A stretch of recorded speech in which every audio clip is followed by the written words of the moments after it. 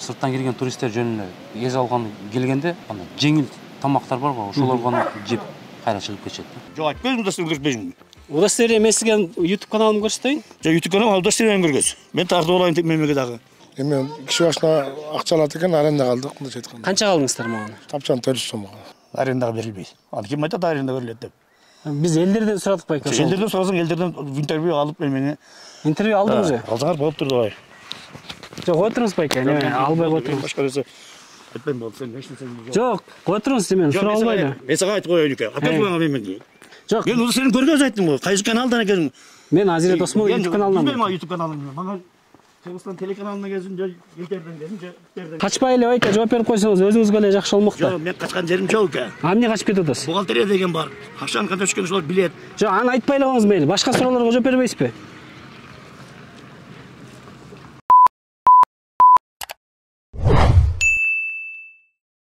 Мына ошентип Сарычелек биосфералык коргоуна келип жеттик. Бүгүн Сарычелек көлүнө барып, ал жактагы кооздуктарды жана кызыктарды көрсөтүп беренге аракет кылабыз. Ал эми Сарычелек көлүнө келгендерге эскертүү, эртемейки 8ден түштөн кийинки саат 4кө чейин гана өткөрөт экен. Андан кийин бул жакка машиналарды, автоунааларды өткөрбөйт. Ал эми бул жерде пост турат. Ар бир машинага кире бериште акча төлөнөт, ар бир киши башына. Биз эми посттон өтөлү. Сарычелек коргоуна кирүүгө киши башына 100 сомдон төлөнөт. Ал эми автоунаалардын көлөмүнө жараша спринтерлерге 200 сомдон, 7-8 орундуу автоунааларга 150 сом, ал эми жеңил унааларга 100 сомдон төлөнөт. Биз 5 киши болгондуктан автоунаабыз менен кошо 600 сом төлөдүк. Бул төлөнгөн акчалар корукту өнүктүрүүгө жана коргоого жумшаларын айтты. Эмне кылса болот, эмне кылса болбойт бул жакка Сарычелек көлүнө киргенде? Сарычелек көлүнө киргенде бул жакта негизи жаратылышты гана көрөт да.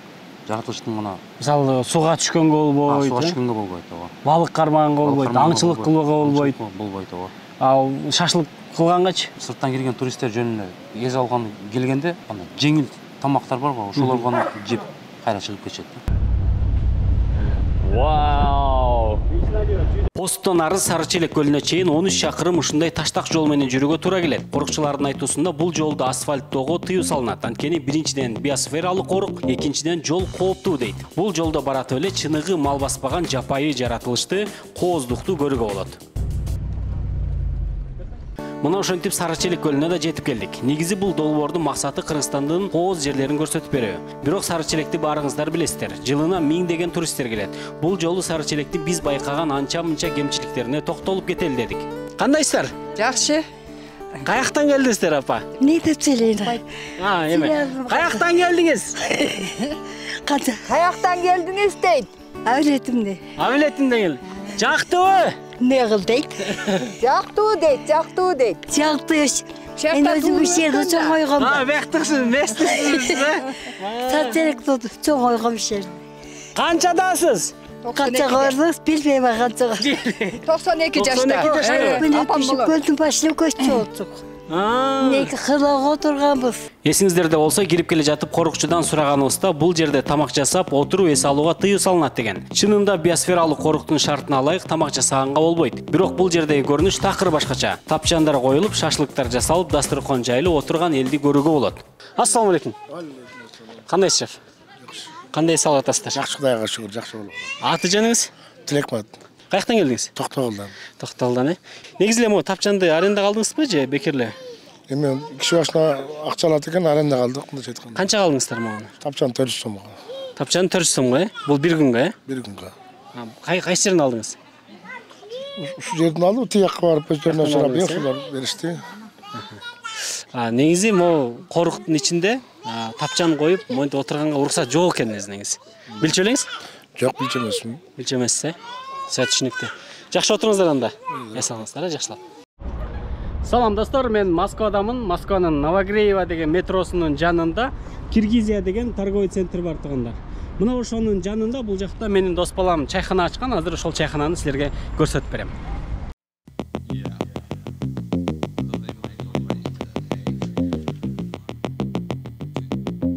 Мына ушул жерде Ош чайханасы жайгашкан. Муну ачкан Акыл дос балабыз, чайхана кут болсун. Рахмат. Азыр ичине кирип толук обзор көрсөтөбүз силерге.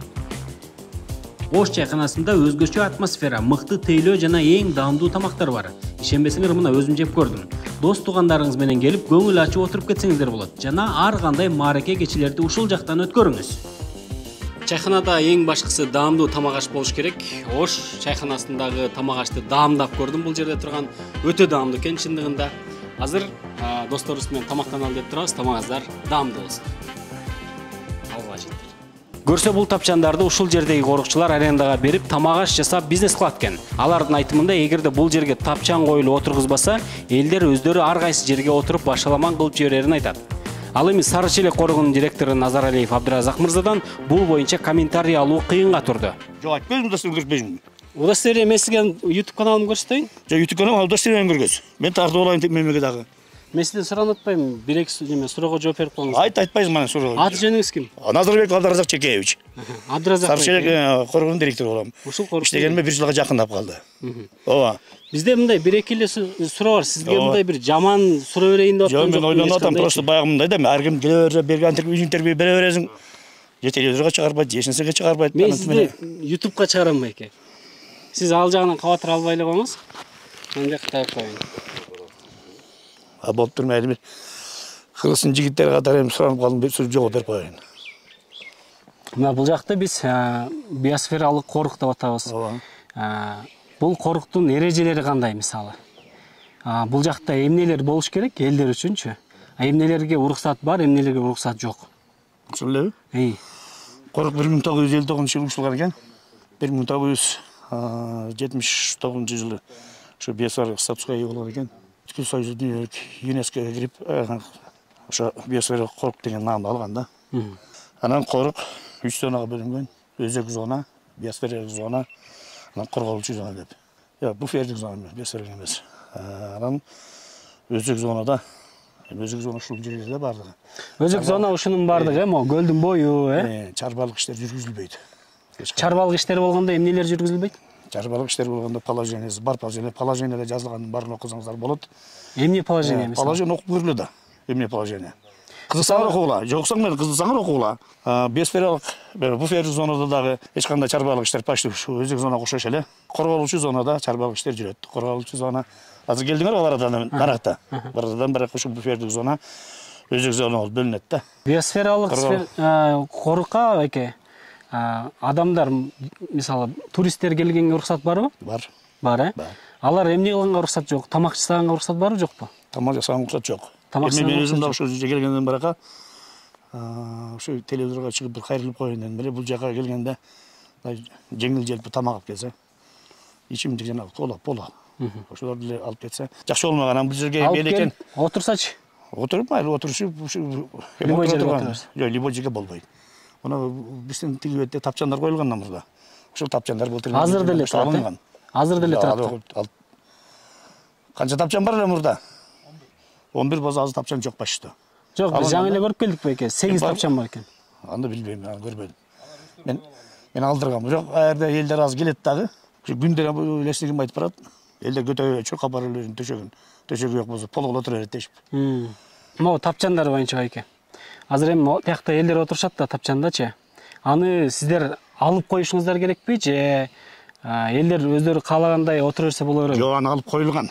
Алып коюлган, көтөрө качып эле кайра коюп атат дейт, балдар айтып атат. Аны күндө биз бияка мендер көптөн бери биринчи келсем, анан бу жерде элестик бар да, эгир бар, эгир карайт. Анан ошодан жалып түшкөн ошол пискип болбой эле элдер апарып коюп атат. Күндө жыйнап коет экен, күндө эле коюп коет экен. Ошол маселе айтып атат. Арендага берет турбайбы? Арендага берилбейт. Аны ким айтат арендага берилет деп? Биз элдерден сурадык байке. Элдерден сурасаң, элдерден интервью алып мени. Интервью алдыңызбы? Алсаңар болуп турду бай. Жок, отуруңуз байке, албай отуруңуз. Башка нерсе айтпайм болду, сен эч нерсе жок. Жок, отуруңуз мен сурап албайм. Мен сага айтып коеюн экен. Апа мен. Конторга бар. Конторга барсаң, апа удостоверение бер мага. Жок, конторга барып эмне кылам байке? Жок, мага ошол жерден алып интервью, мен талаадан бере бербейм сага. Бул жерде эмнеге бербейсиз байке? Мен албайм ушу, жөнөп бербейм. Жок. Мен удостоверение көргөз айттым го. Кайсы каналдан экенин. Мен Азире Досмол YouTube каналынан. Билбейм а YouTube каналын. Мага Кыргызстан телеканалына келсин, же Интерден келсин, же Интерден келсин. Эмнеге жооп бербейсиң байке? Билдиң го. Мен ишимде жооп бербейш. Сиз заставить албайсың? Жок, мен сизди заставить эткен жокмун. Мен жооп бербейм. Мен жооп бербейм. Алып келчи, көргөзбөйсүң удостоверениеңди. Жок, мен өзүм эркин журналистмин байке. Менде удостоверение жок. Мен могу келе эркин журналист айта берет да. Мен ар кимге интервью берип турган мен. Жооп берип атпадыңыз беле жаңы эле? Жок, болду кайнан, сен сураганда түшүндүм мен. Эч нерсе калбаган, таптырып алып шыбыр кылып алдар. Жанагы шипилдин чыккан жер как каламак менен. Төлөс сөйлөтүп актегиңди башла, макулбу? Давай. Абдыразак байке, мен карасаңыз. Жо, мен сөйлөсөм. Неге байке, эмне болуп атат? Айттым го, эмне болгон? Жооп берип койбойсуз бир-эки сүрөбүзгө. А эмне анчалык жашыра турган бир нерсеңиз барбы? Мен жашырып турган жок. А эмнени жашырып атасың? Эмне жашырмак элем? Жашырып атпайсызбы? Айтпай атпайсызбы? Мен айтам. Неге суроомо жооп Жок, сен айтпайсың го, айтпайсың го сен мага. Жок, бизде удостоверение жок байке. Эркин журналист. Жок, мен акым жок, мен жооп берген. Сиз могул жакта иштеп атпайсыз. Сиз ушу элдин акчасынан айлык алып атпайсыз байке.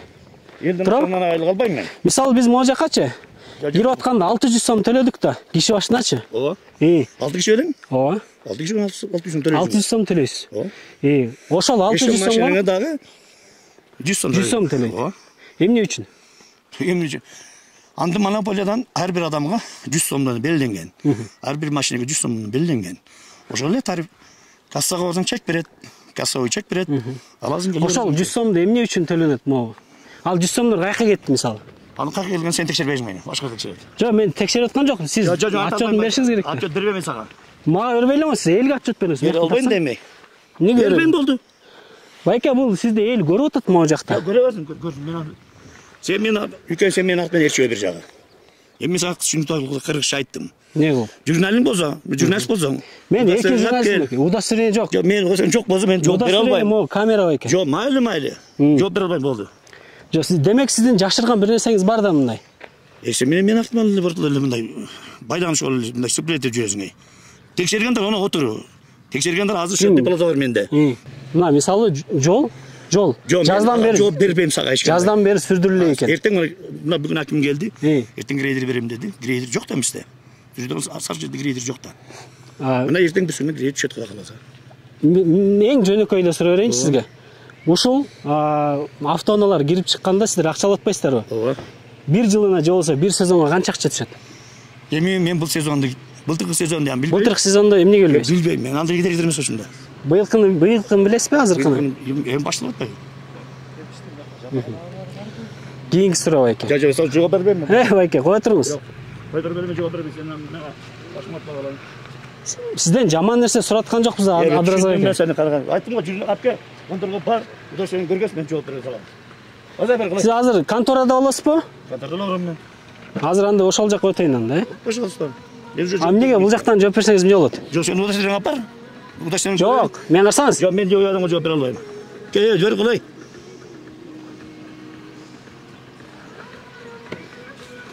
Качпай эле байке жооп берип койсоңуз өзүңүзгө эле жакшы болмок да. Жок, мен качкан жерим жок экен. Эмне качып кетип атасыз? Бухгалтерия деген бар. Акчаны кантип түшкөнүн ошолор билет. Жок, аны айтпай эле коюңуз мейли. Башка суроолорго жооп бербейсизби?